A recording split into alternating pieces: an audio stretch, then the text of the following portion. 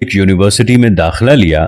وقت ہونے پر اس نے نماز پڑھنے کی جگہ تلاش کرنا چاہی تو اسے بتایا گیا کہ یونیورسٹی میں نماز پڑھنے کی جگہ تو نہیں ہے، ہاں مگر تہہ خانے میں بنے ہوئے ایک کمرے میں اگر کوئی چاہے تو وہاں جا کر نماز پڑھ سکتا ہے۔ طالب علم یہ بات سوچتے ہوئے کہ دوسرے طالب علم اور اساتذہ نماز پڑھتے بھی ہیں یا نہیں، تہہ خانے کی طرف اس کمرے کی تلاش میں چل پڑا۔ وہاں پہنچ کر اس نے دیکھا کہ نماز کے لیے کمرے کے وسط میں ایک پھٹی پرانی چٹائی تو بچھی ہوئی ہے، مگر کمرہ صفائی سے محروم اور کاٹ کباڑ اور گرد و غبار سے اٹا ہوا ہے، جبکہ یونیورسٹی کا ایک ادنا ملازم وہاں پہلے سے نماز پڑھنے کے لیے موجود ہے۔ طالب علم نے اس ملازم سے پوچھا، کیا تم یہاں نماز پڑھو گے؟ ملازم نے جواب دیا، ہاں، اوپر موجود لوگوں میں سے کوئی بھی ادھر نماز پڑھنے کے لیے نہیں آتا اور نماز کے لیے اس کے علاوہ کوئی جگہ بھی نہیں ہے۔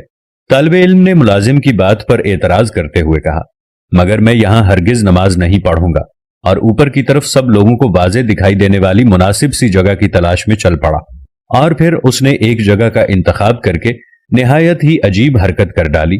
اس نے بلند آواز سے اذان کہی۔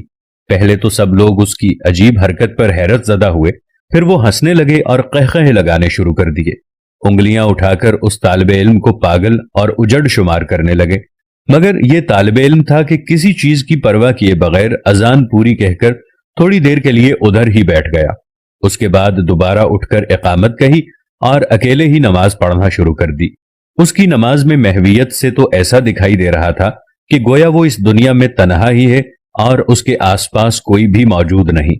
دوسرے دن پھر اسی وقت پر آ کر اس نے وہاں پھر بلند آواز سے اذان دی، خود ہی اقامت کہی اور خود ہی نماز پڑھ کر اپنی راہ لی، اور اس کے بعد تو یہ معمول ہی چل نکلا۔ ایک دن، 2 دن، 3 دن وہی صورتحال، پھر قہقہے لگانے والے لوگوں